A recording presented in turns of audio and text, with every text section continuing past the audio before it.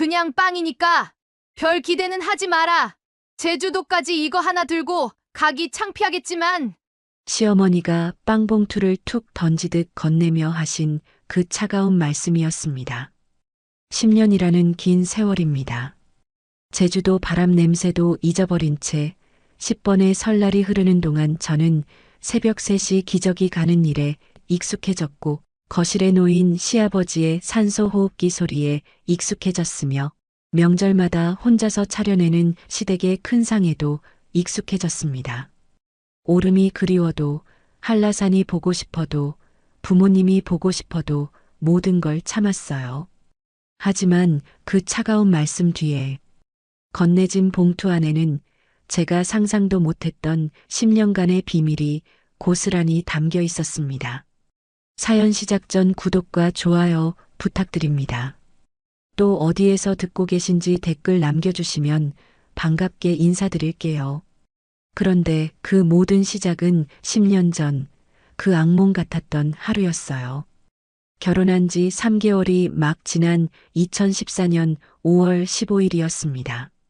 신혼여행을 미뤄두고 있던 저희는 드디어 제주도행 항공편을 예약해뒀었어요. 고향의 신랑을 처음 소개하는 의미 깊은 여행이 될 예정이었죠. 저는 그날 아침 설렘에 잠도 제대로 못 자고 가방을 챙기고 있었습니다. 제주도 5월은 유채꽃이 한창일 때거든요. 민호 씨에게 우도도 보여주고 성산 일출봉에서 일출도 함께 보고 무엇보다 부모님께 사랑하는 사람을 소개해드리고 싶었어요. 그런데 새벽 6시경이었을 거예요.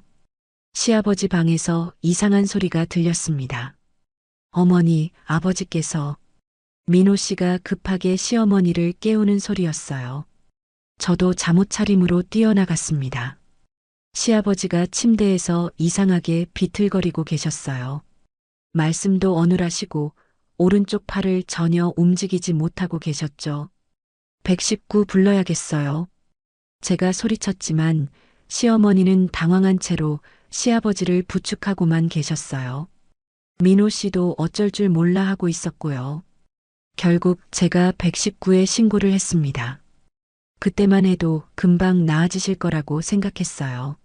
하지만 병원에서 나온 진단은 충격적이었습니다. 뇌졸중입니다. 꽤 심각한 상태고요. 앞으로 장기간 치료와 재활이 필요합니다. 의사 선생님의 말씀에 온 가족이 먹먹해졌어요. 시어머니는 그럼 언제 정상으로 돌아오세요? 라고 물으셨지만 의사는 고개를 저으며 완전한 회복은 어려울 수도 있습니다라고 말씀하셨어요. 그 순간 저는 가방 안에 들어있던 제주도 항공권을 떠올렸습니다. 오후 2시 비행기였어요. 하지만 이미 그런 걸 생각할 상황이 아니었죠. 수연아, 미안해. 시어머니가 제게 조심스럽게 말씀하셨어요. 신혼여행. 미뤄야 할 것 같아. 저는 고개를 끄덕였습니다. 당연한 일이었어요.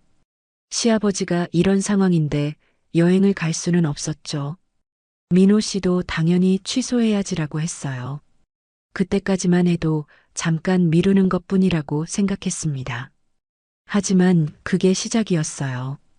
이번 첫 주부터 간병이 필요했습니다. 시아버지는 혼자서는 아무것도 하실 수 없는 상태였거든요. 식사도 도움이 필요했고 화장실도 혼자 가실 수 없었어요. 시어머니는 나이가 있으시다 보니 밤샘 간병은 힘들어 하셨고요. 우리가 돌봐야지 누가 돌보겠어? 시어머니의 말씀이었습니다. 간병사를 쓰자는 제 제안에 시어머니는 고개를 저으셨어요. 남이 돌보는 건 안 돼. 우리 가족이 돌봐야 해. 그래서 저와 민호 씨, 시어머니가 교대로 병원에서 지냈습니다. 하지만 민호 씨는 회사 일 때문에 낮에만 잠깐 얼굴을 비췄고 시어머니는 집안일 때문에 오래 있기 어려우셨어요. 결국 대부분의 간병은 제가 맡게 됐습니다. 처음엔 서툴렀어요. 기저귀 가는 방법도 몰랐고 욕창 방지를 위한 체위 변경도 어색했죠. 간병 매뉴얼을 구해서 밤새 공부했습니다. 시아버지가 조금이라도 편하게 지내실 수 있도록 하고 싶었거든요. 그런데 이상했어요. 시누이들은 아버지가 이런 상황인데도 병원에 자주 오지 않았습니다. 언니, 저희는 아이들 돌봐야 해서요. 큰 시누이의 말이었어요. 수연이가 있잖아요. 수연이가 젊으니까 더 잘할 거예요. 작은 시누이도 비슷한 말을 했어요. 저는 당황스러웠지만 아무 말도 할 수 없었습니다. 새댁이 뭘 알겠어요. 한 달이 지나고 시아버지가 퇴원하시게 됐어요. 하지만 집에서도 계속 간병이 필요한 상태였습니다. 휠체어를 타셔야 했고 말씀도 어눌하셨죠. 왼쪽 반신은 거의 마비 상태였어요. 이제부터가 진짜 시작이야. 시어머니가 한숨을 쉬며 말씀하셨어요. 정말 그랬습니다. 집에서의 간병은 병원보다 더 어려웠어요. 시설도 부족했고 혼자서 모든 걸 해야 했거든요. 그때 제주도에 계신 어머니에게서 전화가 왔어요. 수연아, 언제 신랑하고 내려와? 아버지가 기다리고 계신다. 저는 목이 메었습니다. 엄마, 시아버지가 많이 아프셔서 조금 더 기다려주세요. 얼마나 기다려야 하니? 벌써 2개월이 넘었잖아. 어머니의 서운한 목소리가 들렸어요. 저도 보고 싶었어요. 제주도 바람도 부모님도 고향 친구들도요. 하지만 어쩔 수 없었습니다. 조금만 더요, 엄마. 시아버지가 좀 나아지시면 꼭 내려갈게요. 그렇게 말하고 전화를 끊었지만 언제가 될지 알 수 없었어요. 신혼 3개월째 저는 간병 생활에 완전히 적응해야 했습니다. 새벽 2시에 기저귀를 확인하고 4시에 체위를 바꿔드리고 아침 6시에 죽을 끓여서 먹여드렸어요. 시아버지는 고형 음식을 드시기 어려우셨거든요. 가끔 시아버지가 제 손을 잡고 뭔가 말씀하려고 하셨어요. 발음이 어눌해서 알아듣기 어려웠지만 뭔가 미안해 하시는 것 같았어요. 괜찮아요, 아버지. 제가 돌봐드릴게요. 그럴 때마다 저는 시아버지 손을 꽉 잡고 말씀드렸어요. 정말 괜찮다고, 당연한 일이라고요. 하지만 솔직히 말하면 가끔은 너무 힘들었어요. 26살 갓 결혼한 새댁이 감당하기엔 너무 무거운 일이었거든요. 친구들은 신혼여행 사진을 올리고 예쁜 신혼집을 꾸미고 있는데 저는 기저귀와 링거 냄새에 둘러싸여 살고 있었어요. 그래도 포기할 수는 없었습니다. 이게 제 선택이었고 제 가족이었거든요. 민호 씨도 고생이 많다며 미안해했고 시어머니도 제게 늘 고맙다고 하셨어요. 몇 달이 지나면서 저는 간병에 익숙해졌어요. 시아버지의 컨디션도 조금씩 이해하게 됐고요. 언제 기분이 좋으신지, 언제 아프신지 알 수 있게 됐습니다. 그런 어느 날이었어요. 시아버지가 갑자기 제 손을 잡고 또렷하게 말씀하신 적이 있었어요. 수연아, 미안해. 그 말씀이 제대로 들렸을 때 저는 가슴이 뭉클했습니다. 시아버지도 미안해하고 계셨구나 하는 생각이 들었어요. 하지만 그땐 아무도 그 말을 듣지 못했어요. 시어머니도 민호 씨도 그 자리에 없었거든요. 그렇게 첫 해가 지나갔습니다. 제주도 유채꽃이 피고 지고 다시 피는 동안 저는 한 번도 고향에 가지 못했어요. 부모님은 이해해 주셨지만 서운해하는 마음을 숨기지 못하셨죠. 내년엔 꼭 와야 한다, 알겠지? 아버지의 단호한 목소리였어요. 저도 그럴 거라고 대답했지만 마음 한편으론 불안했습니다. 시아버지 상태가 언제 좋아지실지 알 수 없었거든요. 하지만 그때만 해도 몰랐어요. 그 1년이 2년이 되고 5년이 되고 결국 10년이 될 거라는 거리요. 그리고 그 10년 동안 시어머니가 저를 어떤 시선으로 바라보고 계셨는지도 전혀 알지 못했습니다. 지금 돌이켜보면 그 첫 해의 제 마음가짐이 모든 걸 결정했던 것 같아요. 포기하지 않겠다는 각오, 가족을 지키겠다는 의지 말이에요. 비록 제주도 바람은 그리웠지만 저는 이미 제 선택을 한 거였습니다.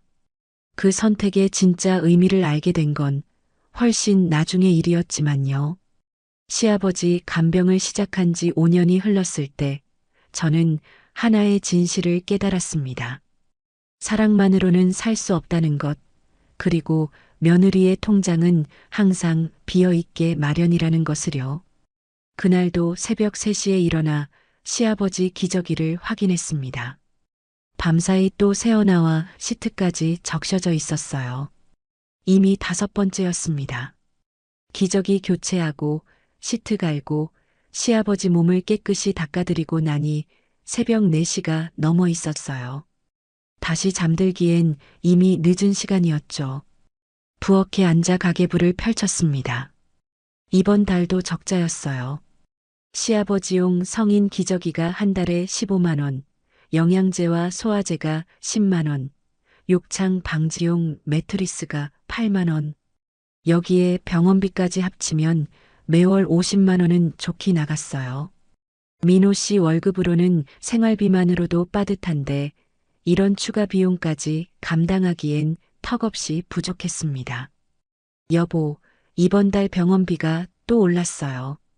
조심스럽게 말을 꺼냈지만 민호 씨는 피곤한 표정으로 고개만 저었어요. 어쩔 수 없지. 아버지 상태가 이런데 뭐. 그렇게 말하고는 방으로 들어가 버렸습니다.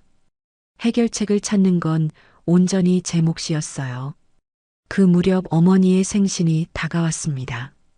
매년 이맘때면 정성스럽게 선물을 준비해서 택배로 보내드렸는데 올해는 통장 잔고를 보고 망설여졌어요. 3만 원. 그게 제가 자유롭게 쓸 수 있는 전부였습니다. 어머니는 언제나 선물은 마음이지 비싼 게 중요한 게 아니야라고 하셨지만 딸로서 마음이 편할 리 없었어요. 특히 시집 온 지 5년이나 됐는데 아직도 변변한 선물 하나 제대로 드리지 못한다는 게 부끄러웠습니다. 결국 온라인 쇼핑몰에서 2만 원짜리 목도리를 주문했어요. 배송비까지 합하면 2만 5천 원. 남는 돈으로는 카드를 써서 다음 달에 갚기로 했죠. 그런데 주문을 완료하고 나니 마음이 더 무거워졌습니다. 이런 식으로 계속 빚을 늘려가며 살 수는 없었거든요. 그때 시누이들이 집에 왔어요. 큰 시누이와 작은 시누이가 함께 온 건 몇 달 만이었습니다. 아버지 안부를 묻는 척하며 거실에 앉아 수군거리는 소리가 들렸어요. 오빠 월급이 그렇게 적나? 수연이가 맨날 궁상 떨던데. 큰 시누이의 목소리였어요. 아니면 수연이가 친정에 돈을 보내나? 제주도 왔다 갔다 하는 것만 해도 돈이 얼마나 들겠어. 작은 시누이도 거들었죠. 하지만 저는 지난 5년간 단 한 번도 제주도에 가본 적이 없었어요. 그런데도 이런 말을 하다니 너무 억울했습니다. 시어머니가 그 소리를 듣고 나오셨어요. 너희들 뭘 그렇게 수군거리니? 수연이가 얼마나 고생하는데. 어머니도 좀 알아두세요. 요즘 며느리들 다 그래요. 겉으로는 착한 척하면서 뒤로는 친정 돕는다고 돈 빼돌리고. 큰 시누이의 말에 저는 가슴이 답답해졌어요. 친정은커녕 제 용돈조차 제대로 쓰지 못하고 있는데 이런 오해를 받다니요. 그날 밤 시누이들이 돌아간 후 저는 혼자 앉아 생각했습니다. 이대로는 안 되겠다고요. 뭔가 수입을 만들어야겠다고 결심했어요. 인터넷을 뒤져보니 집에서 할 수 있는 일들이 몇 가지 있었습니다. 온라인 타이핑 아르바이트, 설문조사, 상품 리뷰 작성 등이요. 그 중에서 타이핑 일을 선택했어요. 밤에 시아버지가 주무실 때 할 수 있을 것 같았거든요. 첫 주는 서툴러서 많이 벌지 못했어요. 하루에 5천 원 정도? 그래도 한 달이면 15만 원은 될 것 같았습니다. 기저귀 값 정도는 제가 벌 수 있을 거라고 생각했죠. 밤 11시부터 새벽 2시까지 시아버지가 깊이 주무시는 시간을 이용해서 타이핑 작업을 했어요. 처음엔 너무 피곤했지만 제 손으로 번 돈이라는 생각에 뿌듯했습니다. 비록 적은 금액이지만 이제 가게에 조금이나마 보탬이 될 수 있다는 안도감이 들었어요. 그런데 한 달쯤 지났을 때 시어머니가 제게 물어보셨어요. 수연아, 요즘 밤늦게까지 뭘 하니? 컴퓨터 소리가 들리던데. 깜짝 놀랐습니다.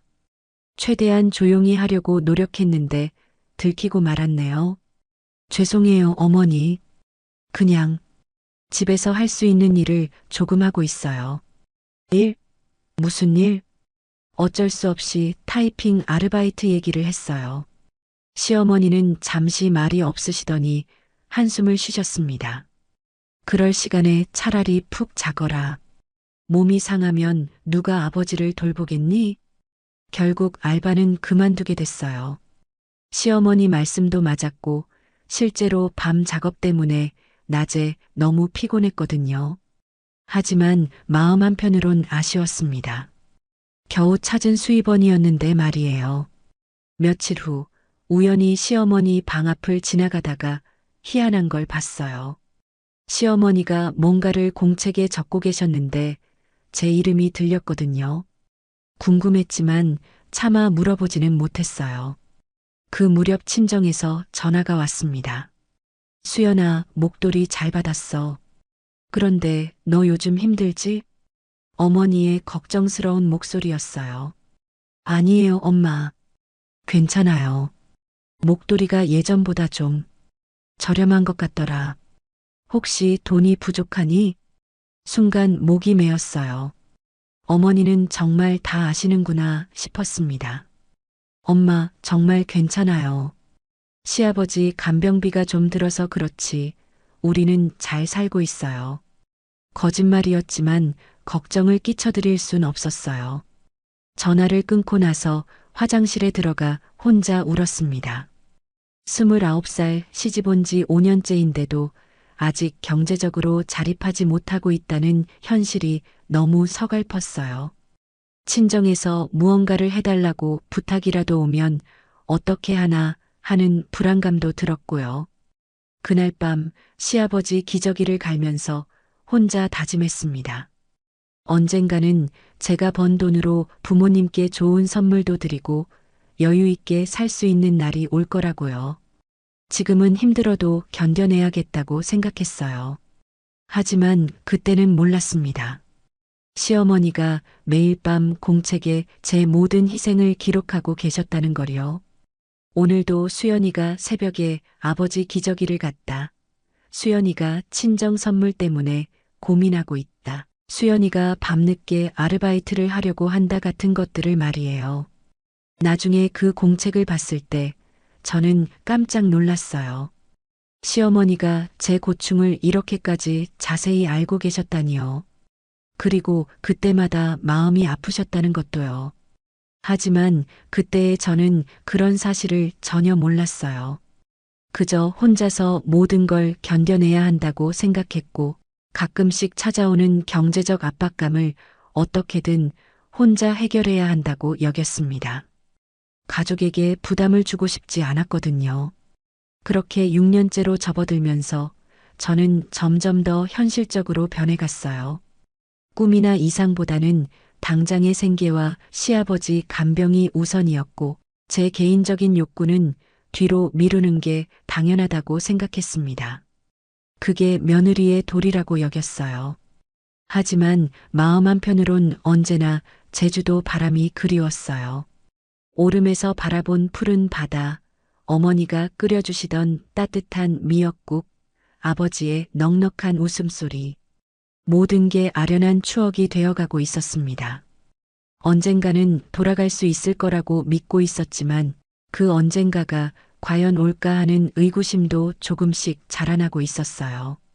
너는 젊으니까 밤새워도 괜찮지? 나는 나이가 있어서 못하겠어. 시집 온 지 7년째 되던 해 추석, 시어머니가 제게 하신 말씀이었습니다. 20가지가 넘는 명절 음식을 혼자 준비하라는 뜻이었어요. 그때까지만 해도 저는 시어머니가 나이 때문에 힘들어 하시는 거라고 생각했어요.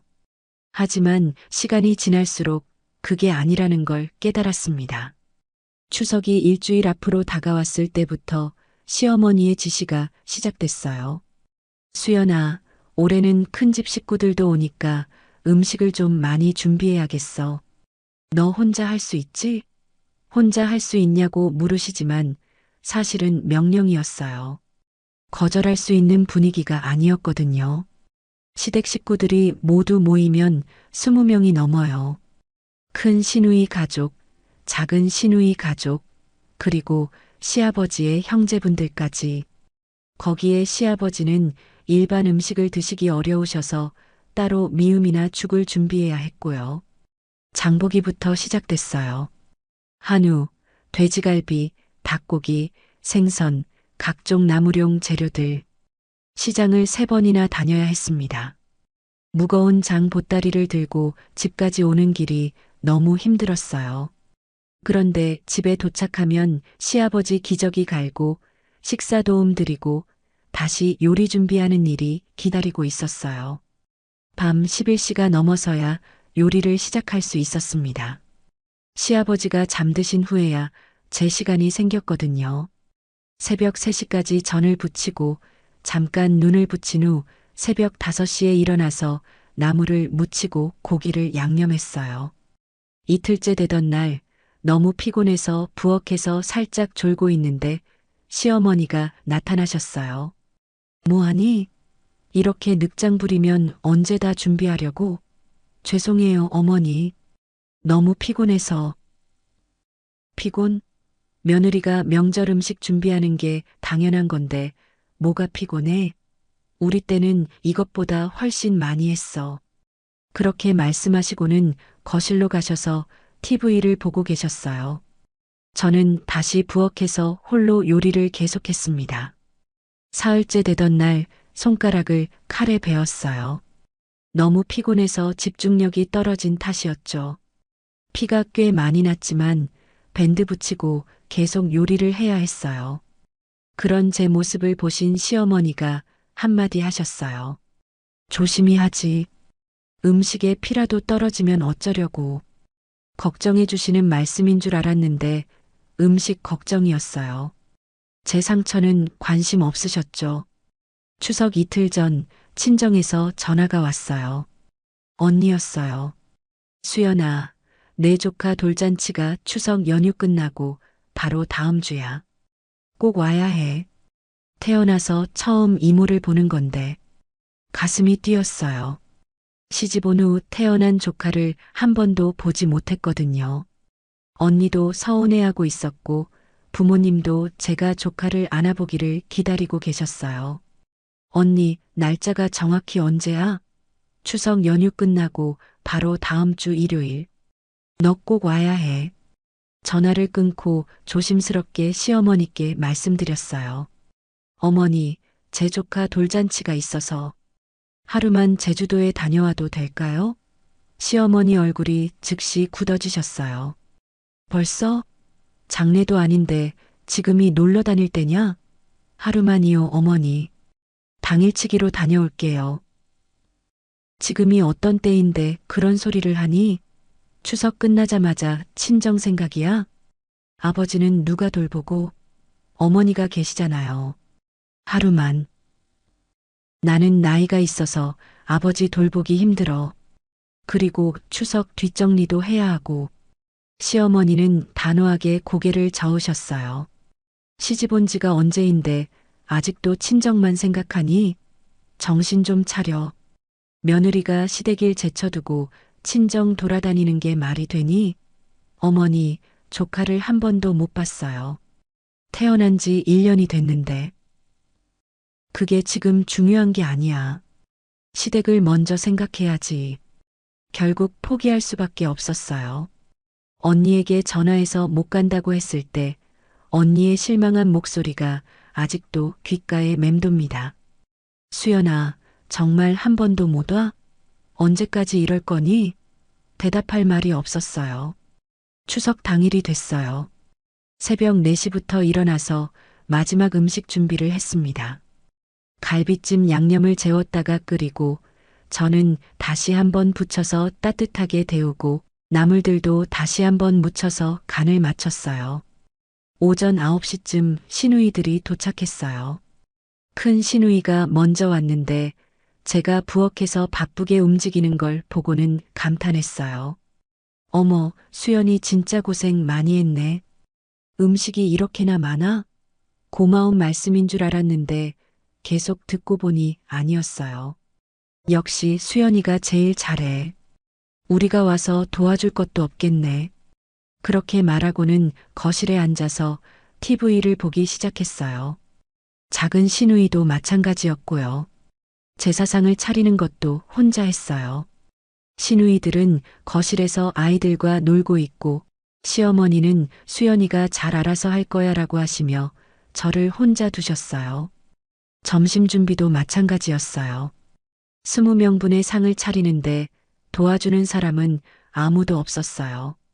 시아버지 식사 도움까지 드려야 했는데 그 시간에도 다른 가족들은 거실에서 즐겁게 이야기하고 있었습니다. 특히 힘들었던 건 아이들이었어요. 제가 음식을 나르고 있는데도 부엌에 들어와서 이것저것 달라고 했거든요. 그런데 부모들은 아이들을 말리지도 않았어요. 이모, 물 주세요. 이모, 과자 어디 있어요? 저는 음식 준비하느라 바쁜데도 아이들 요구를 다 들어줘야 했어요. 거절할 수도 없었고요. 점심 먹을 때도 저는 제대로 앉아서 먹지 못했어요. 계속 일어나서 부족한 반찬 가져다 주고, 물 떠다 주고, 시아버지 식사 도움 드리고, 제 음식은 식은 후에야 겨우 몇 숟가락 먹을 수 있었습니다. 식사 후 설거지할 때 큰 시누이가 부엌으로 왔어요. 수연아, 정말 고생 많아. 우리가 도와줄까? 기대했지만 곧 실망하게 됐어요. 아, 우리는 애들 돌봐야 해서 미안해. 그렇게 말하고는 다시 거실로 가버렸어요. 결국 20명분의 설거지도 혼자 했습니다. 그런데 더 충격적인 건 시어머니와 시누이들이 거실에서 나누는 대화였어요. 부엌에서 설거지하다가 우연히 들었거든요.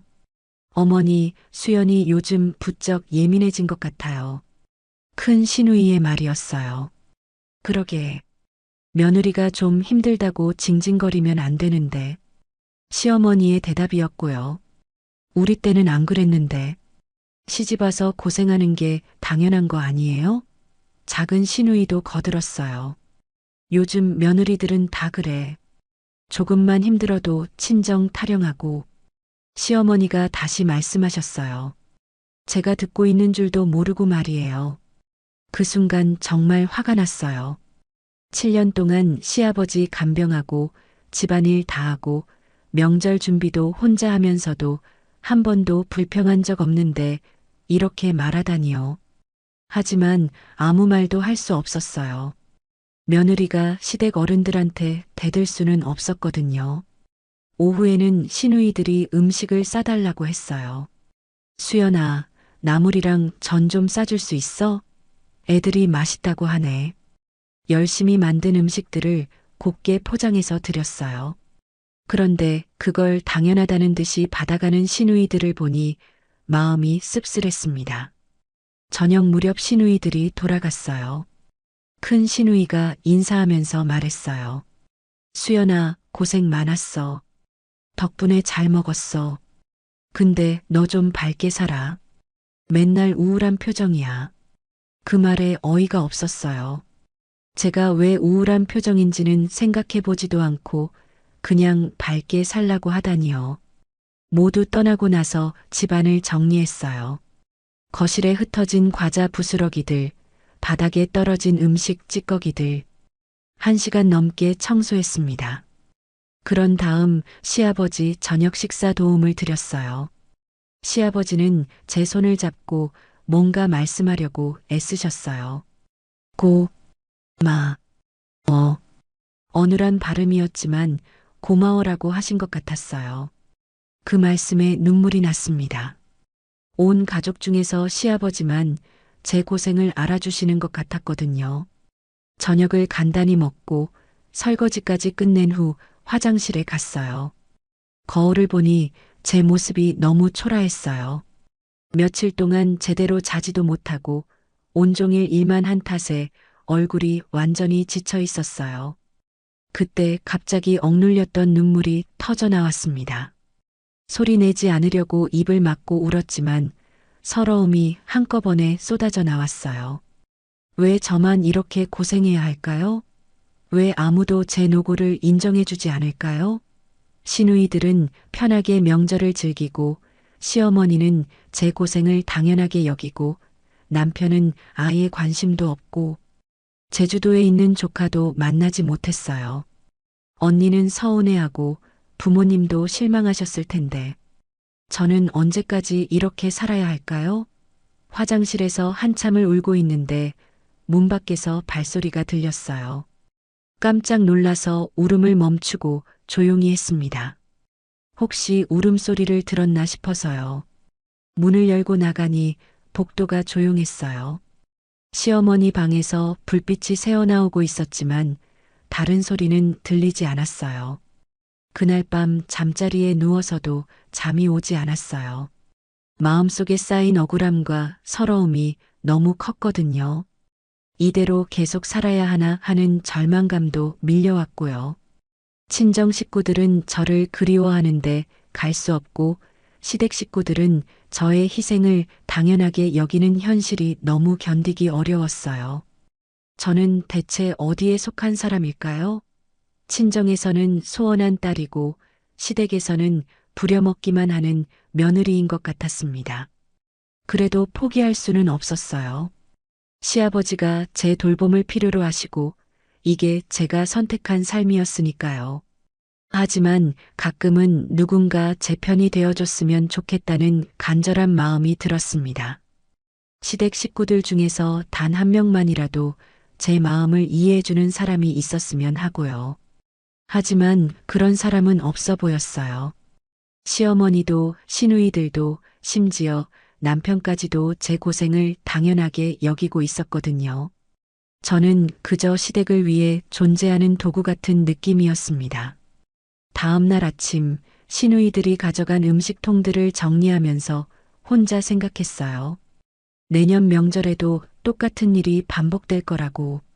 그리고 그 다음 해에도, 그 다음 해에도 언제까지 이런 식으로 살아야 할지 알 수 없었어요. 그때는 몰랐습니다. 몇 년 후 시어머니가 제게 건네줄 빵봉투 안에 이 모든 고생에 대한 진짜 대답이 들어있을 거라는 거요. 그리고 그 안에 담긴 것들이 제 인생을 완전히 바꿔놓을 거라는 것도요. 10자리 전화번호를 누르는데 손가락이 떨렸습니다. 10년 동안 수없이 외웠던 친정 번호인데도 막상 전화를 걸려니 마음이 두근거렸어요. 시아버지 장례가 끝난 지 사흘째 되는 날이었습니다. 장례 기간 동안 친정에 연락을 드리지 못했어요. 워낙 바빴기도 했고 시어머니가 지금은 조문객 대응하기도 바쁜데 딴 데 신경 쓸 때가 아니야라고 하셔서 미뤘거든요. 그런데 이제는 더 이상 미룰 수가 없었습니다. 벨소리가 3번 울린 후 익숙한 목소리가 들렸어요. 여보세요? 어머니 목소리였습니다. 10년 동안 전화로만 들었던 그 따뜻한 목소리가 갑자기 낯설게 느껴졌어요. 엄마, 저예요. 수연이. 어머, 수연아. 오랜만이네. 그런데 목소리가 왜 이래? 혹시 감기 걸렸니? 며칠간 울었던 탓에 목소리가 쉬어 있었나 봐요. 어머니는 제 작은 변화도 금방 알아차리셨습니다. 엄마, 시아버지가 돌아가셨어요. 전화기 너머로 잠시 침묵이 흘렀어요. 어머니도 충격을 받으신 것 같았습니다. 언제? 왜 연락을 안 했니? 일주일 전이요. 장례가 어제 끝났어요. 그동안 너무 바빠서. 아이고, 우리 수연이. 혼자 얼마나 힘들었을까. 그 긴 시간을 정말. 어머니 목소리에서 안쓰러움이 묻어났어요. 그 따뜻함에 다시 눈물이 났습니다. 엄마, 제가 이제 잠깐 내려가도 될까요? 10년 동안 한 번도 못 갔잖아요. 그럼 당연하지. 언제 올 거니? 아버지도 얼마나 기다리고 계시는데. 어머니의 반가운 대답에 가슴이 따뜻해졌어요. 하지만 동시에 불안감도 밀려왔습니다. 과연 시댁에서 허락해 줄까 하는 걱정이요. 그런데 엄마, 혹시 많이 아프세요? 제가 그동안 못 내려가서 걱정스럽게 물었더니 어머니가 웃으셨어요. 뭔 소리니? 엄마가 뭐가 아파? 다만 딸이 보고 싶긴 했지. 그 말씀에 미안함이 밀려왔어요. 10년이라는 시간이 얼마나 긴지, 부모님께는 얼마나 그리운 시간이었을지 새삼 깨달았거든요. 전화를 끊고 나서 시어머니께 조심스럽게 말씀드렸어요. 어머니, 친정에 시아버지 돌아가신 소식을 알려드렸어요. 그런데 뭐? 잠깐 내려가도 될까요? 10년 동안 한 번도 못 갔잖아요. 시어머니의 얼굴이 즉시 굳어졌어요. 예상했던 반응이었지만 여전히 마음이 무거웠습니다. 가긴 어디를 가? 집 정리도 다 안 끝났는데. 하루만이요, 어머니. 당일치기로 다녀올게요. 당일치기? 제주도를 당일치기로 어떻게 가니? 비행기 연착이라도 되면 언제 들어올지 모르잖아. 시어머니는 이런저런 이유를 대며 반대하셨어요. 하지만 저도 포기할 수 없었습니다.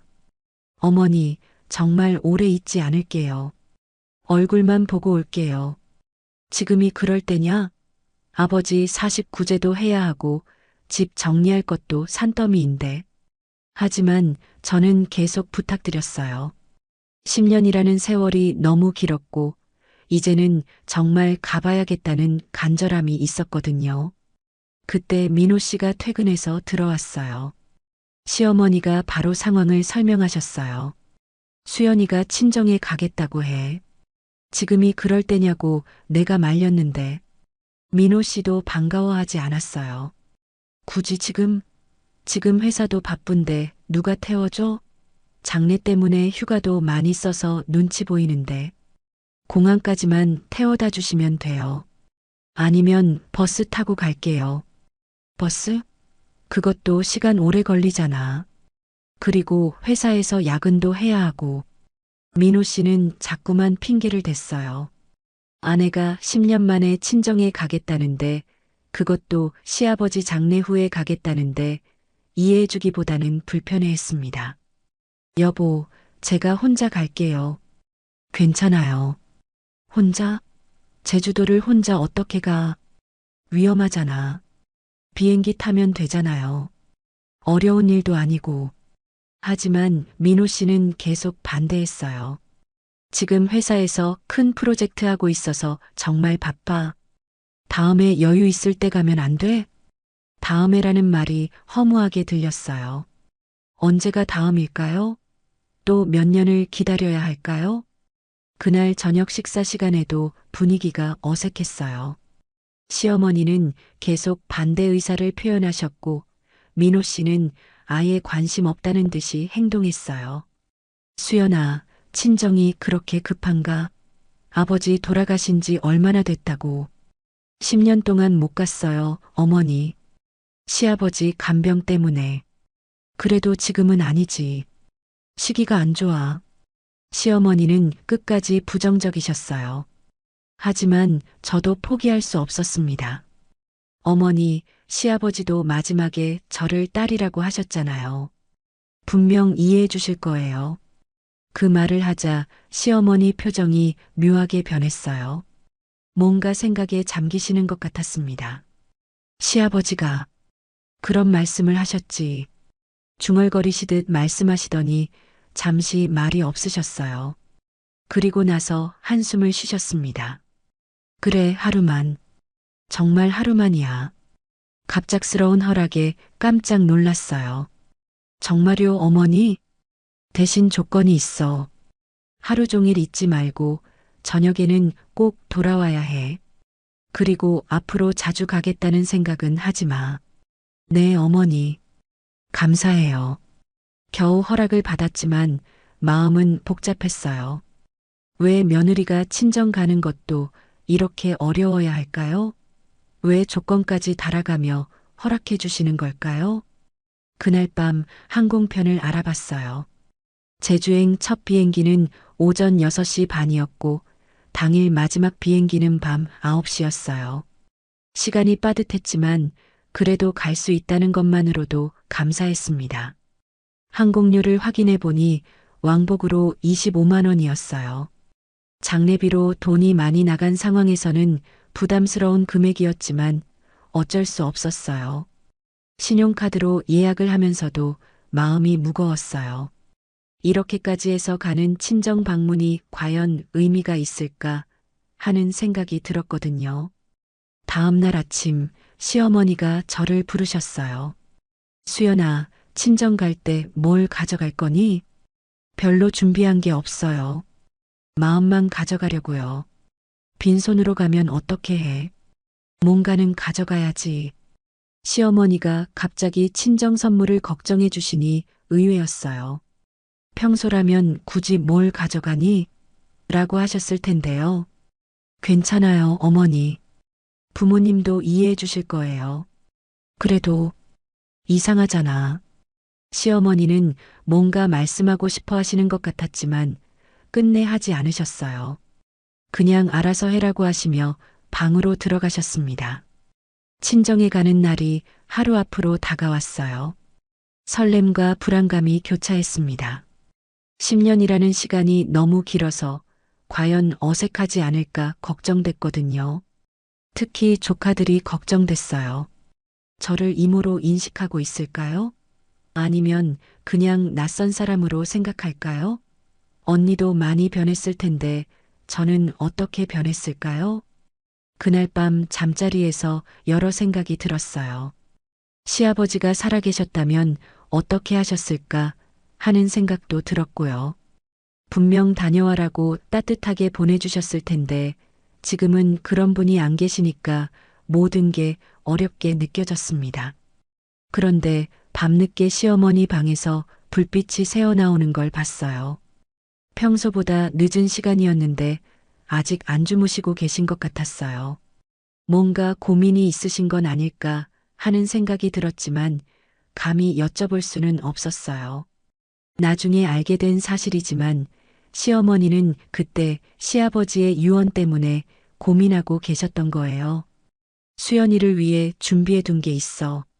시아버지가 돌아가시기 전에 시어머니에게만 말씀하셨던 내용 때문에 고민하고 계셨던 거죠. 정말로 뭔가 준비해 두신 게 있는 건지 있다면 언제 어떻게 전해줘야 하는지 말이에요. 하지만 그때의 저는 그런 사정을 전혀 몰랐어요. 그저 10년 만에 친정 방문을 앞두고 설레기도 하고 불안하기도 한 복잡한 심정이었죠. 아침에 일어나서 간단히 짐을 쌌어요. 하루치 옷가지와 간단한 세면도구 정도. 그리고 부모님께 드릴 작은 선물로 홍삼 한 박스를 준비했어요.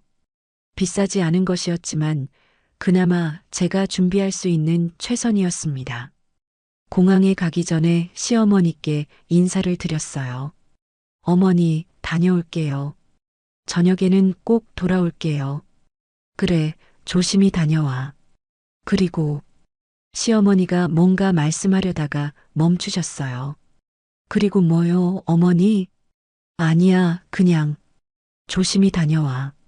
시어머니의 표정이 평소와 달라 보였어요. 뭔가 복잡한 감정이 섞여 있는 것 같았지만 무엇인지는 알 수 없었습니다. 민호 씨가 마지못해 공항까지 태워다 줬어요. 차 안에서도 별말이 없었어요.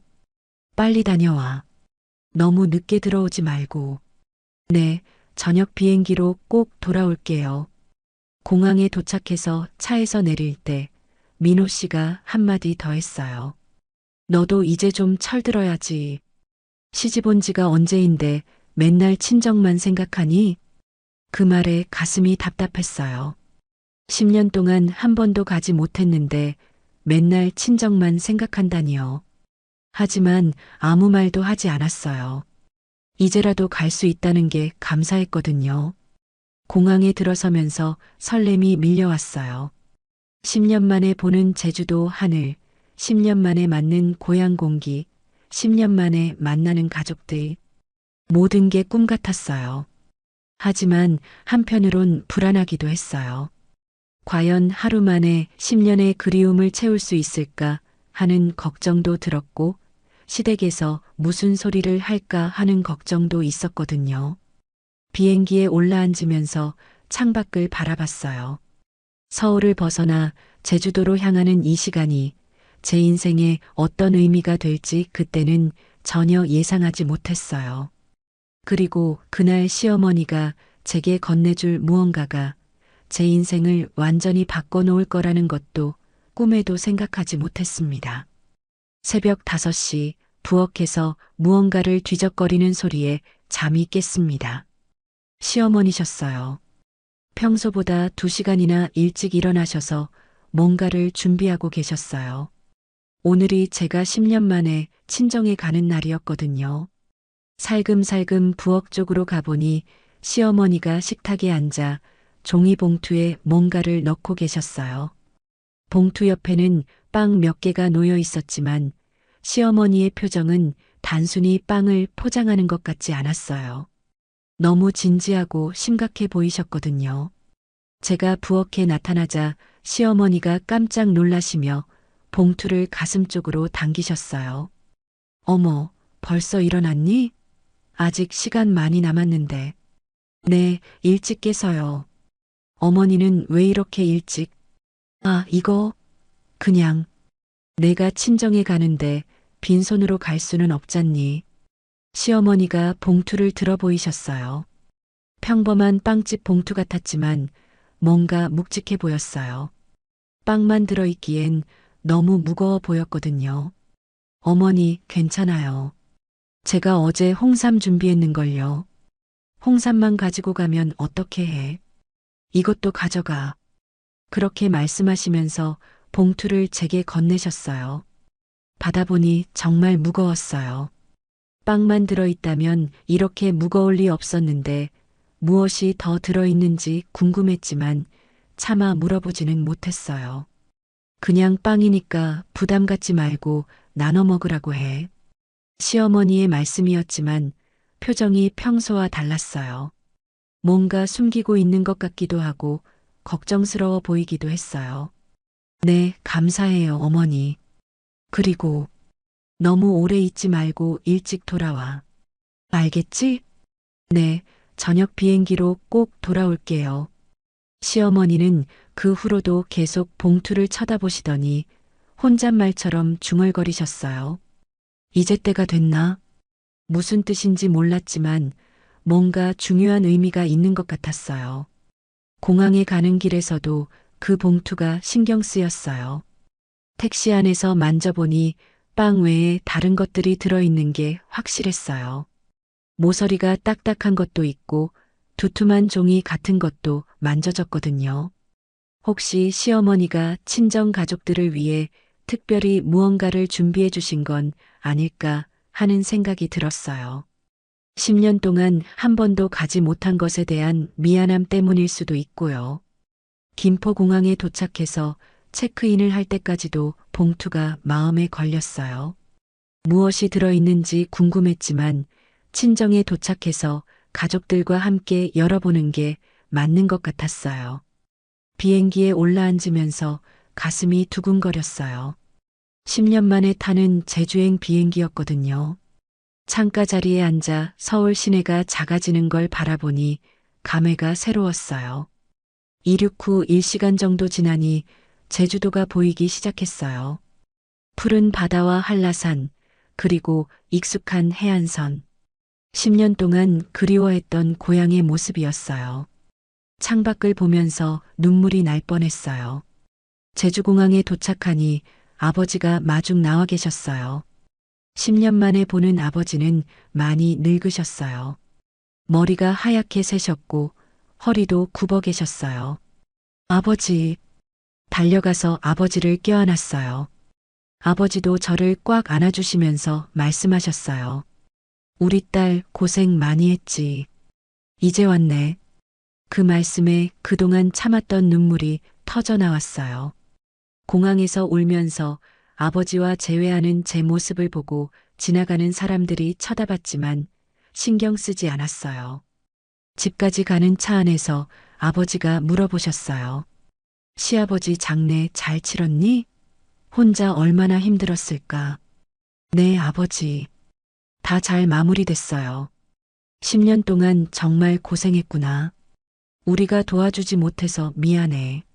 아버지의 따뜻한 말씀에 또다시 눈물이 났어요. 시댁에서는 당연한 일이라고만 하셨는데 친정에서는 제 고생을 알아주시니까 정말 감사했어요. 집에 도착하니 어머니와 언니 그리고 조카들이 나와서 기다리고 계셨어요. 어머니는 저를 보시자마자 우셨어요. 우리 수연이 많이 힘들었지? 엄마. 어머니 품에 안겨서 한참을 울었어요.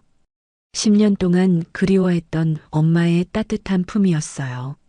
언니도 많이 변해 있었어요. 아이 둘을 키우느라 고생한 흔적이 보였지만 여전히 따뜻한 미소로 저를 맞아주었어요. 수연아, 정말 오랜만이네. 조카들아, 이모 인사드려. 조카들은 처음엔 낯설어 했지만 금세 친해졌어요. 특히 7살 조카는 제게 달라붙으면서 이것저것 물어봤어요. 이모, 서울에서 뭐하고 살아요? 이모, 왜 그동안 안 왔어요? 순진한 질문들이었지만 대답하기가 쉽지 않았어요. 어떻게 설명해야 할지 막막했거든요. 점심시간이 되자 어머니가 제가 좋아하던 음식들을 준비해 주셨어요. 갈치조림, 고등어구이, 도라지나물. 모두 어릴 때부터 좋아했던 고향 맛이었어요.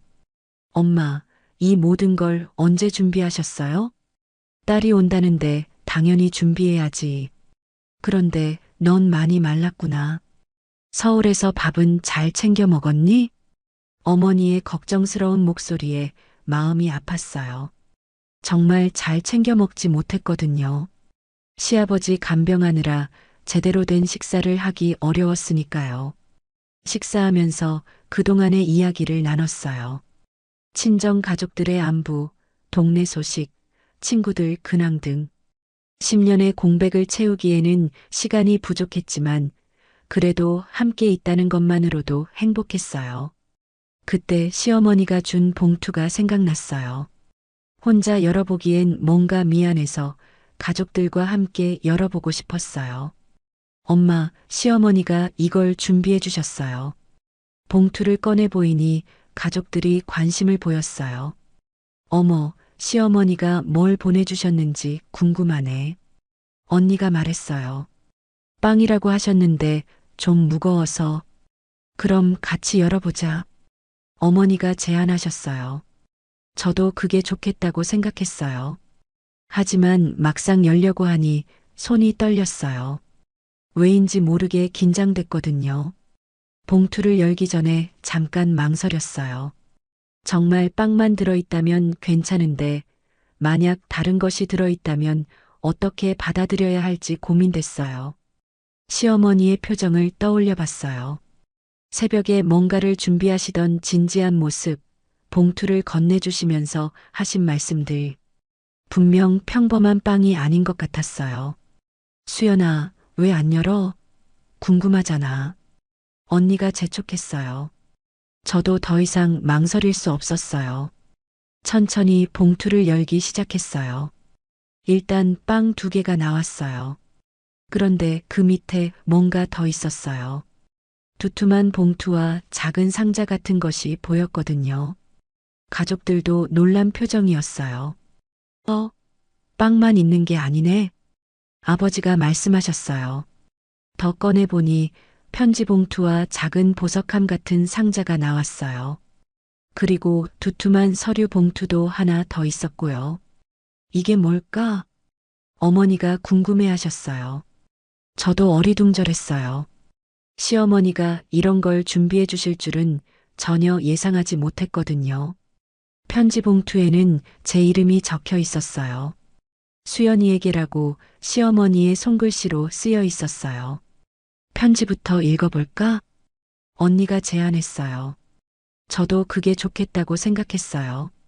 편지를 읽으면 다른 것들의 의미를 알 수 있을 것 같았거든요. 하지만 편지를 열기 전에 또다시 망설여졌어요. 혹시 좋지 않은 내용이 적혀 있으면 어떡하지 하는 걱정이 들었거든요. 시어머니가 평소에 저에게 따뜻하게 대해주시지 않았으니까요. 그런데 봉투를 만져보니 꽤 두툼했어요. 한두 장이 아니라 여러 장의 편지지가 들어있는 것 같았어요. 시어머니가 저에게 할 말이 그렇게 많으셨을까 하는 생각이 들었어요. 수연아, 괜찮으면 읽어봐. 우리도 궁금해. 어머니의 말씀에 용기를 내서 편지 봉투를 열었어요. 정말로 여러 장의 편지지가 들어있었어요. 시어머니의 정성스러운 손글씨로 빼곡히 쓰여 있었고요. 첫 문장을 읽는 순간 눈물이 터져 나왔어요. 전혀 예상하지 못했던 내용이었거든요.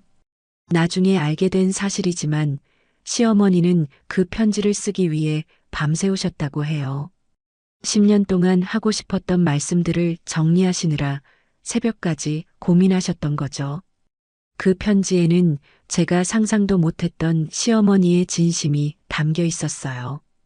그리고 함께 들어있던 다른 것들의 의미도 곧 알게 될 것이었고요. 하지만 그 순간에 저는 그저 놀라움과 감동에 휩싸여 있었어요. 시어머니가 이런 마음을 갖고 계셨다는 것이 믿어지지 않았거든요.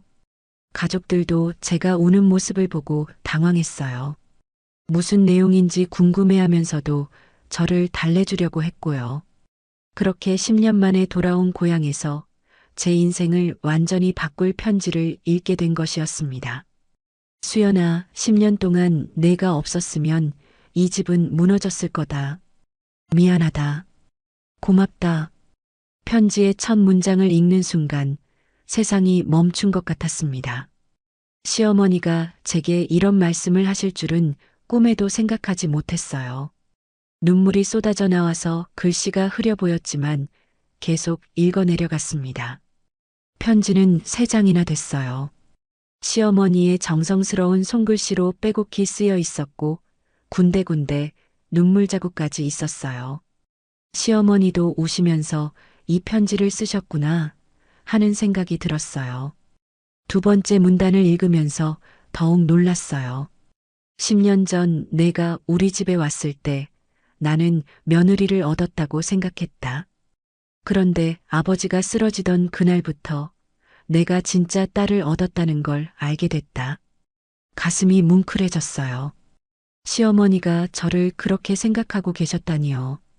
내 친딸들은 명절에도 잠깐만이라고 하며 도망가는데 너는 10년 동안 단 하루도 우리를 버린 적이 없었다. 그 말씀에 더욱 울컥했어요. 정말 그랬어요. 10년 동안 단 하루도 시댁을 떠난 적이 없었거든요. 편지를 읽어주니까 가족들도 함께 울었어요. 특히 어머니가 많이 우셨어요. 이런 시어머니는 정말 드물어. 우리 수연이가 복이 많구나. 아버지도 고개를 끄덕이시며 말씀하셨어요. 그동안 고생한 보람이 있네. 시어머니가 다 알고 계셨구나. 편지의 마지막 부분이 가장 감동적이었어요. 미안하다. 고맙다. 사랑한다. 이제부터는 내가 너를 지키겠다. 이제부터 너는 내 딸이 아니라 우리 집의 장녀다. 마이너스 엄마가. 마지막에 엄마가라고 쓰인 걸 보고 정말 많이 울었어요. 시어머니가 처음으로 저를 딸이라고 인정해 주신 순간이었거든요. 편지를 다 읽고 나서 다른 것들을 확인해 봤어요. 먼저 작은 공책이 나왔는데 표지에 수연이 기록이라고 쓰여 있었어요. 펼쳐보니 시어머니가 10년 동안 제 모든 희생을 기록해 두신 일기였어요. 날짜별로 정리되어 있었는데 너무 세밀해서 놀랐어요. 2015년 3월 15일 수연이가 새벽 2시에 아버지 기저귀 갔다. 내가 못 본 척했지만 발소리로 다 안다. 2017년 8월 23일 수연이 생리통으로 아픈데도 아버지 죽 끓여드렸다. 내 딸도 저렇게 못할 텐데. 2020년 12월 31일 수연이가 화장실에서 울었다. 나 때문이다. 미안하다.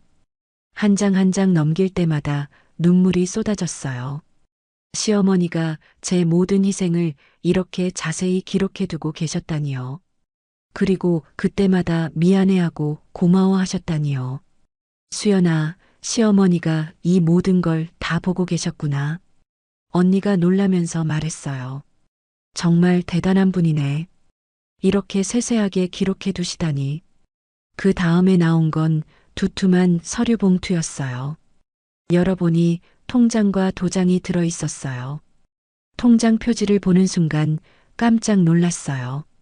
제 이름으로 된 적금 통장이었거든요. 이게 뭐지? 통장을 펼쳐보니 더욱 놀랐어요. 잔고가 1억 2천만 원이었어요. 매월 100만 원씩 10년간 넣으신 거였어요. 1억이요? 정말 1억이 들어있다고요? 제가 소리쳤더니 가족들도 모두 놀랐어요.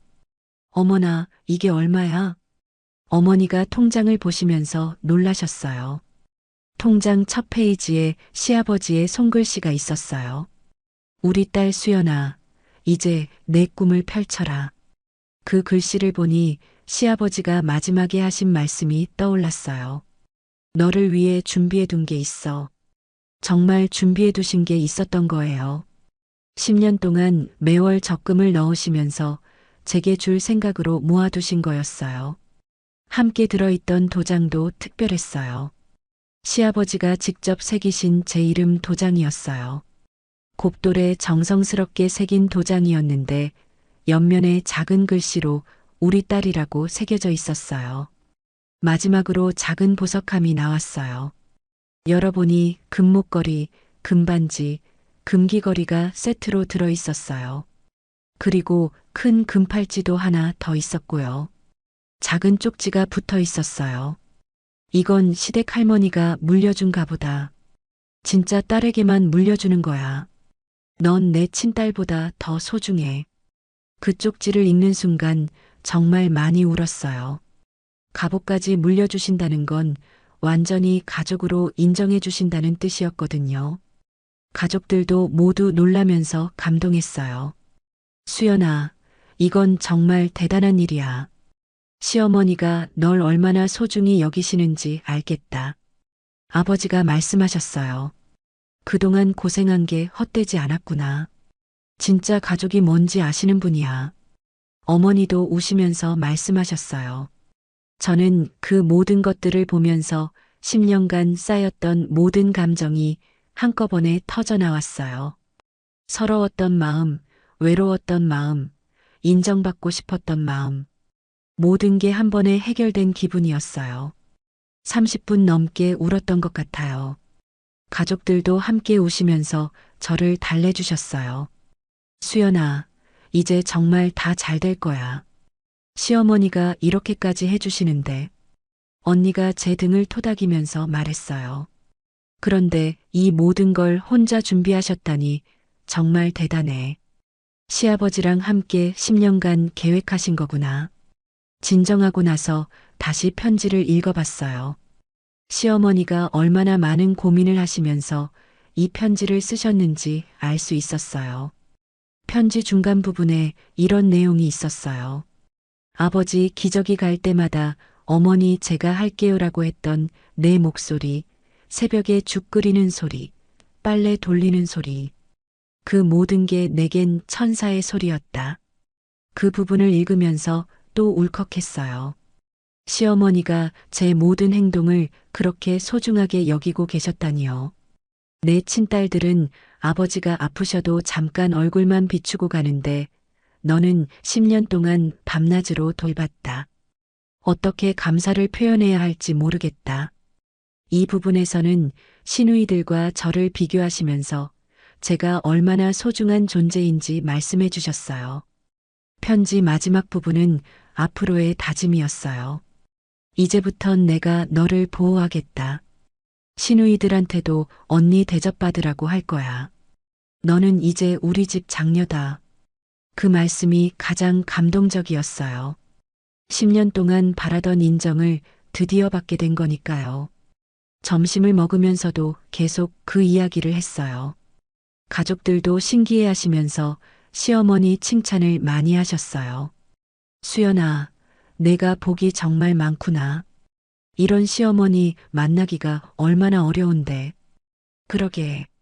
겉으로는 무뚝뚝해 보이셨지만 속으로는 다 알고 계셨던 거야. 오후에는 동네를 한 바퀴 돌아봤어요.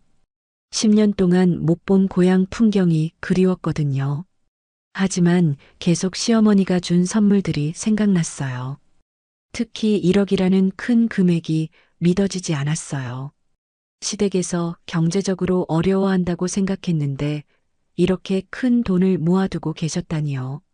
저녁 시간이 다가오면서 서울로 돌아갈 준비를 해야 했어요. 하루가 이렇게 빨리 지나갈 줄은 몰랐어요. 수연아, 자주 내려와. 이제 시어머니도 허락해 주실 거 아니야? 어머니가 아쉬워하시면서 말씀하셨어요. 네, 엄마. 앞으로는 자주 올게요. 이제는 정말 자주 올 수 있을 것 같았어요. 시어머니의 마음이 완전히 바뀌신 것 같았거든요. 공항으로 가는 길에서 아버지가 말씀하셨어요. 수연아, 시어머니께 정말 고맙다고 전해드려. 우리 딸을 이렇게 소중히 여겨주셔서. 네, 아버지. 꼭 전해드릴게요. 비행기에 앉아서도 계속 생각했어요. 오늘 받은 모든 것들의 의미를 말이에요. 1억이라는 돈도 놀랍지만 그보다 더 소중한 건 시어머니의 마음이었어요. 10년 동안 제 모든 희생을 지켜보시면서 마음속으로 고마워하고 계셨던 시어머니. 겉으로는 무뚝뚝하셨지만 속으로는 저를 진짜 딸로 여기고 계셨던 분. 서울로 돌아가는 비행기 안에서 시어머니께 어떻게 감사 인사를 드려야 할지 고민했어요. 말로는 표현할 수 없을 만큼 감사했거든요. 그리고 이제부터는 정말 달라질 거라는 확신이 들었어요. 시어머니가 저를 장녀라고 인정해 주셨으니까 앞으로는 시댁에서도 제대로 대접받으며 살 수 있을 것 같았어요. 창밖으로 제주도가 멀어지는 걸 보면서 생각했어요. 오늘은 정말 제 인생에서 가장 중요한 날이었다고. 10년간의 고생이 드디어 보상받는 날이었다고요. 제주도에서 돌아온 후 제 인생은 완전히 달라졌습니다. 1억이라는 숫자가 가져온 경제적 자유보다 더 소중한 것은 드디어 진짜 가족이 무엇인지 깨달았다는 것이었어요. 비행기에서 내려 집으로 돌아가는 길에서부터 마음이 달랐어요. 10년 만에 처음으로 우리 집이라는 생각이 들었거든요. 시댁이 아니라 정말 제가 속한 가족의 집이라는 느낌이요. 현관문을 열고 들어서니 시어머니가 거실에서 기다리고 계셨어요. 평소라면 다 다녀왔니? 라고 무덤덤하게 말씀하셨을 텐데 그날은 달랐어요. 시어머니가 일어나서 저를 맞아주셨거든요. 수연아, 잘 다녀왔니? 많이 피곤하지? 그 따뜻한 말씀에 가슴이 뭉클했어요. 하지만 정작 할 말을 찾지 못하겠더라고요. 어떻게 감사 인사를 드려야 할지 막막했어요. 어머니, 그렇게 부르면서 시어머니께 다가갔어요. 그리고 10년 만에 처음으로 시어머니를 껴안았습니다. 어머니, 정말 감사해요. 어떻게 이런 마음을. 시어머니도 저를 꽉 안아주시면서 말씀하셨어요. 미안했어, 딸아. 그동안 너한테 너무 매정했지. 딸아라는 호칭을 직접 들으니 눈물이 터져 나왔어요. 10년 동안 기다렸던 그 한마디였거든요. 아니에요, 어머니. 저야말로 부족했는데 이렇게까지. 뭘 부족해? 넌 우리 집의 천사였어. 그날 저녁 민호 씨가 퇴근해서 돌아왔을 때 분위기가 이상하다는 걸 눈치챘어요. 시어머니와 제가 나란히 앉아서 정겹게 이야기하고 있었거든요. 무슨 일이야? 분위기가 좀 다른데? 민호 씨가 물어봤을 때 시어머니가 대신 대답하셨어요. 수연이한테 해줄 말이 있어. 앉아봐. 시어머니는 민호 씨에게 시아버지가 남긴 유언과 지난 10년간 제가 한 희생에 대해 자세히 설명하셨어요. 그리고 앞으로는 저를 집안의 장녀로 대해야 한다고 단호하게 말씀하셨어요. 지금까지 수연이가 너무 많은 걸 희생했어. 이제부터는 내가 수연이를 챙겨야 해. 민호 씨는 처음에는 어리둥절해 했지만 점차 상황을 이해하기 시작했어요. 그리고 저에게 진심으로 사과했습니다. 수연아, 미안해. 내가 너무 무관심했지. 당신이 얼마나 고생했는지 이제야 깨달았어. 그날 밤 민호 씨는 처음으로 저에게 무릎을 꿇고 사과했어요. 당신 덕분에 우리 가족이 지켜졌어. 앞으로는 내가 당신을 지킬게. 이튿날 시누이들이 연락 왔어요. 시어머니가 전화로 호되게 꾸중하셨다는 소식을 들었거든요. 큰 시누이가 먼저 찾아왔어요. 형수, 정말 죄송해요. 그동안 너무 모르고 살았어요. 눈물을 흘리면서 사과하는 큰 시누이를 보니 마음이 복잡했어요. 언니 괜찮아요. 이제는 다 지난 일이에요. 아니에요. 어머니한테 들었어요. 형수가 10년 동안 얼마나 고생했는지. 우리는 정말 이기적이었어요. 작은 시누이도 마찬가지였어요. 가족들이 모두 제게 진심으로 사과하고 앞으로는 언니로 모시겠다고 다짐했어요. 하지만 가장 놀라운 건 며칠 후에 있었어요. 시어머니가 저를 부르시더니 또 다른 깜짝 선물을 준비해 두셨다고 하시는 거예요. 수연아, 나랑 같이 나갈까? 어디로 가시는지 모르겠지만 따라갔어요. 시어머니가 이끄시는 대로 동네 상가 지역으로 갔는데 어느 건물 앞에서 멈추셨어요. 여기가 어디예요, 어머니? 내가 예전에 카페 하고 싶다고 했던 거 기억하니? 깜짝 놀랐어요. 결혼 초기에 한 번 말씀드린 적이 있었는데 시어머니가 기억하고 계셨다니요. 이 건물 2층을 내 명의로 계약해뒀어. 보증금은 5천만 원 들어갔고 믿을 수가 없었어요. 카페까지 준비해 주시다니요. 어머니, 이게 무슨... 그리고 이것도... 시어머니가 또 다른 통장을 건네주셨어요. 카페 운영 자금으로 3천만 원 따로 모아뒀어. 이제 내가 하고 싶었던 일 해봐라. 그날 카페 건물을 둘러보면서 꿈 같았어요.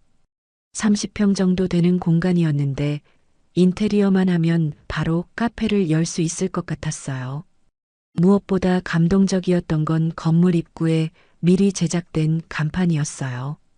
수연이네 찻집. 시어머니가 미리 간판까지 만들어 두셨던 거예요. 실패해도 괜찮아. 엄마가 있잖니. 그 말씀을 들으면서 정말 많이 울었어요. 이제 저에게도 든든한 뒷배가 생긴 거니까요. 카페 오픈 준비를 하면서 온 가족이 도와줬어요.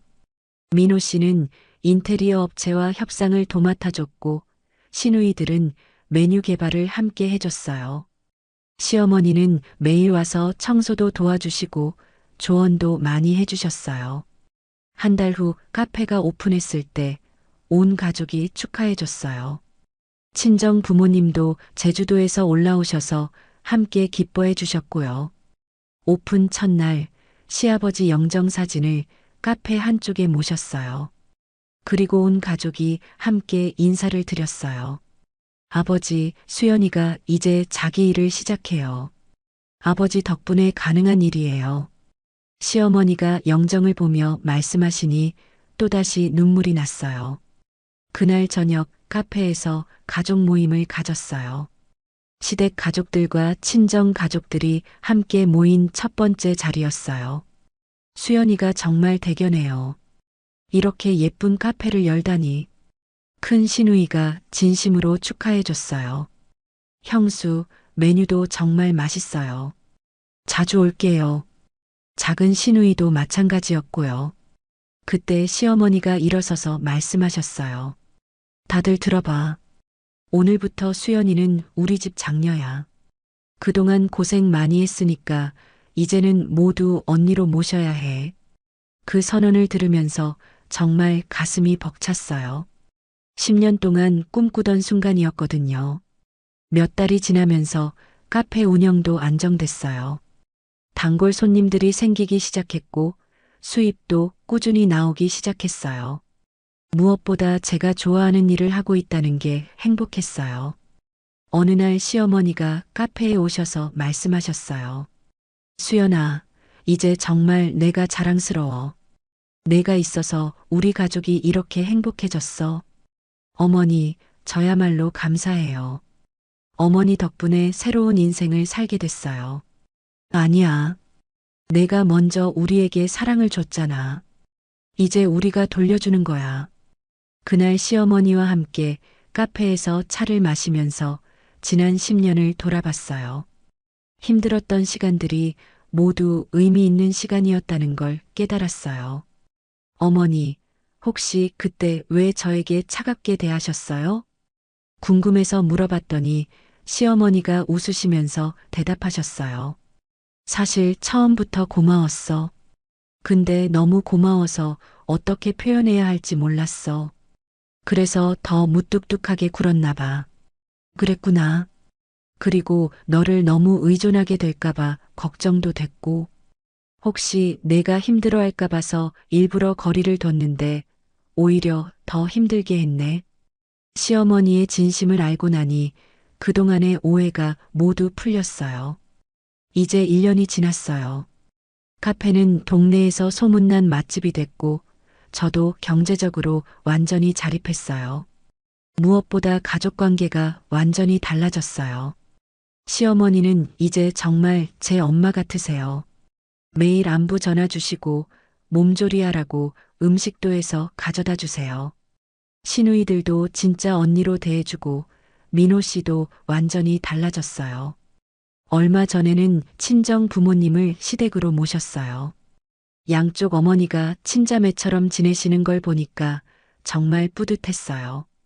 그날은 정말 특별한 하루였어요. 시어머니가 직접 공항까지 마중 나가셔서 친정 부모님을 모셔왔거든요.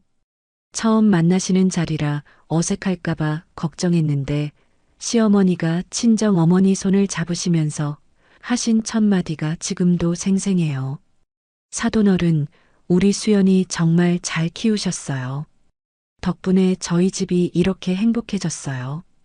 그 말씀을 들은 친정 어머니가 눈물을 글썽이시면서 대답하셨어요. 아니에요, 사돈댁. 수연이가 좋은 시댁 만나서 이렇게 복을 받은 거죠. 정말 감사해요. 두 분이 서로 감사하다고 하시는 모습을 보니 제 가슴이 벅차올랐어요. 10년 전에는 상상도 못했던 광경이었거든요. 저녁 식사 자리에서는 더욱 훈훈했어요. 시어머니가 친정 어머니를 위해 제주도 음식을 특별히 준비해 주셨거든요. 사돈어른이 고향 음식 그리우시겠다 싶어서 갈치조림이랑 고등어구이 해봤는데 입에 맞을지 모르겠어요. 친정 어머니가 한 입 드시고는 깜짝 놀라셨어요. 어머, 이게 우리 고향 맛이랑 똑같네요. 어떻게 이렇게 잘하세요? 수연이가 가르쳐 줬어요. 제주도 음식 배우고 싶다고 해서 함께 연습했거든요. 그때 저는 몰랐어요. 시어머니가 제가 친정 음식을 그리워할까봐 미리 배워두셨다는 걸요. 나중에 알고 나서 또 한 번 감동받았어요. 두 어머니는 그날 밤늦게까지 이야기꽃을 피우셨어요.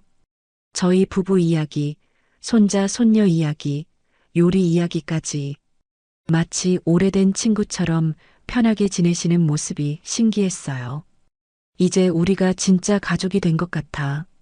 시어머니가 친정 어머니와 함께 웃으시는 모습을 보니까 가슴이 따뜻했어요. 그 후로도 두 어머니는 자주 연락하세요. 일주일에 한 번씩은 꼭 전화하시고 명절이나 특별한 날에는 서로 음식을 보내주기도 하세요. 친정 어머니가 제주도 특산물을 보내주시면 시어머니는 서울 맛집 음식을 제주도로 보내주시고요. 카페 운영도 점점 안정되어 가고 있어요. 처음엔 서툴렀지만 이제는 단골 손님들이 많이 생겼고 동네에서도 소문난 곳이 됐어요. 무엇보다 제가 좋아하는 일을 하면서 경제적으로도 자립할 수 있다는 게 가장 큰 보람이에요.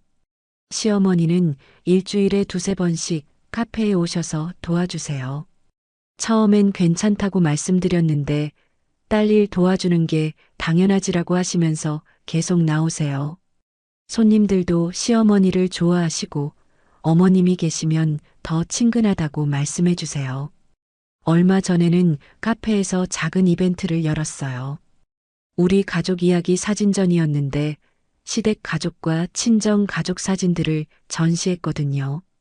그 중에서 가장 인기 있었던 사진이 양쪽 어머니가 함께 웃고 계시는 사진이었어요.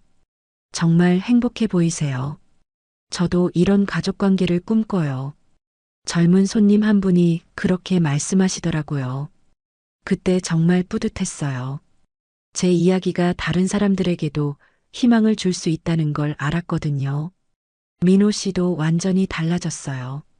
이제는 집안일도 적극적으로 도와주고 제 의견을 존중해줘요. 카페 일로 바쁠 때는 저녁 준비도 해주고 주말에는 카페 일도 도와줘요. 당신 덕분에 내가 진짜 남편이 됐어.